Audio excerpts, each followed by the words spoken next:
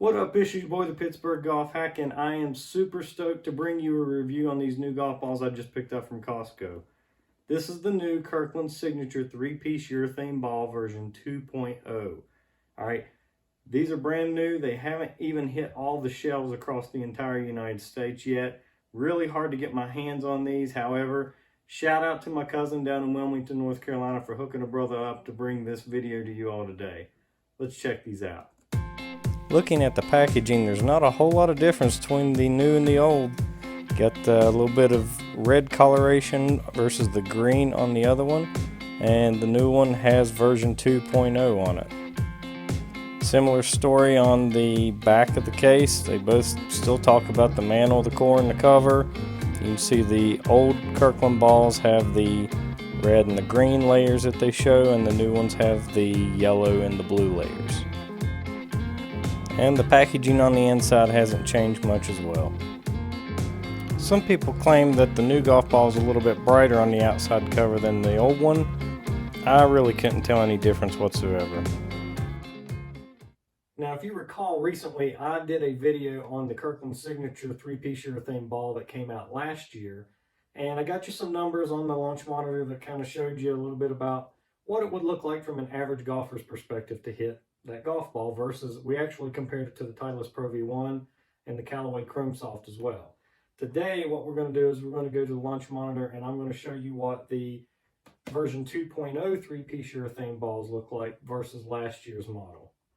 Now, in the last video I did on the Kirkland Signature ball, I told you all I didn't want to be a copycat and cut the golf balls in half like Rick Shields and some of the other folks on YouTube do, but it appears that this is the first video review that's been done on this golf ball, so for that reason, let's cut this sucker in half.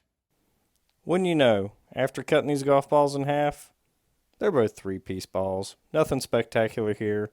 The one on the left is the old one, that is red and green, and the one on the right is the new one, which is yellow and blue. That's really about the only difference. They really both felt about the same. Alright, now the fun begins. It's time to take these bad boys over to the simulator. Let's see what kind of numbers we get.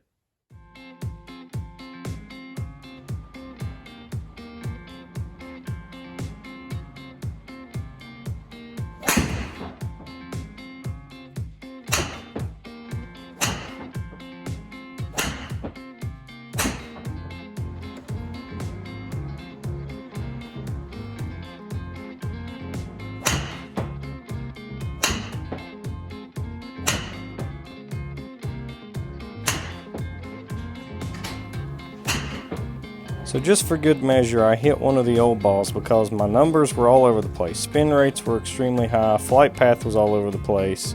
So I reared back and hit one of the old ones for good measure.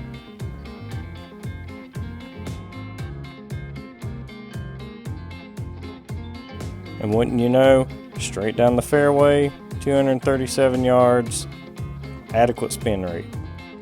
Alright, so as you can see, we got a lot of shots and a lot of data that we need to scrub. But before I scrub it, I want you to look at these two balls here. If we look at these two shots here, we had spin rates of 7,200 and 8,400.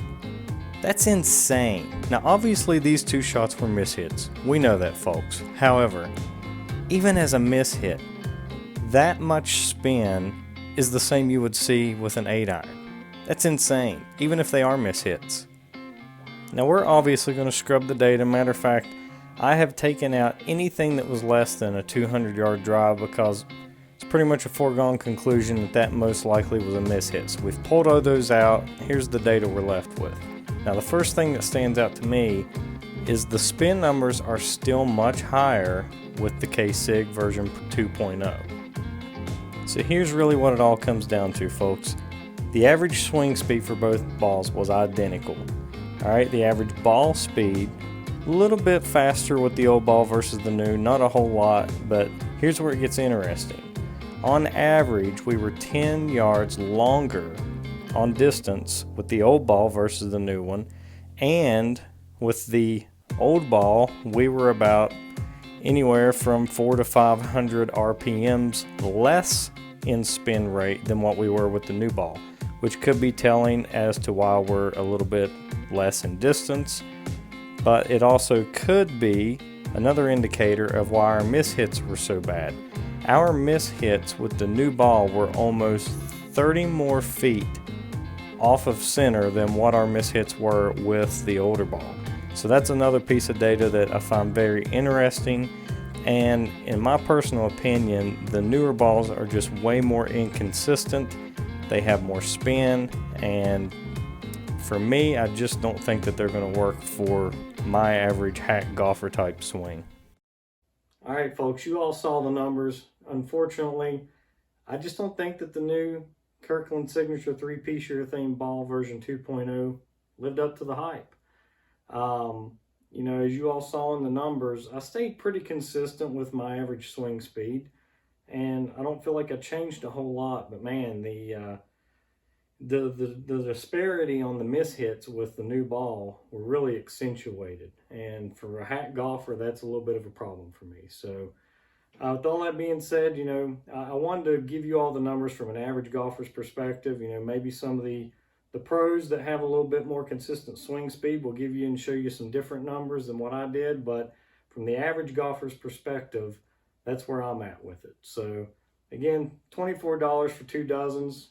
Don't take my word for it. Go out and hit them up and see what you think about them. But with all that being said, I hope you enjoyed the video.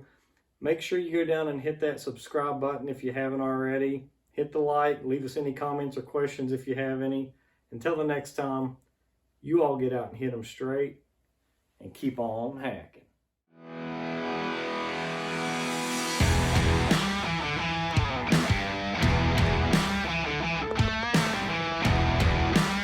If you liked what you saw today, make sure you hit that subscribe button. I got more stuff coming your way soon.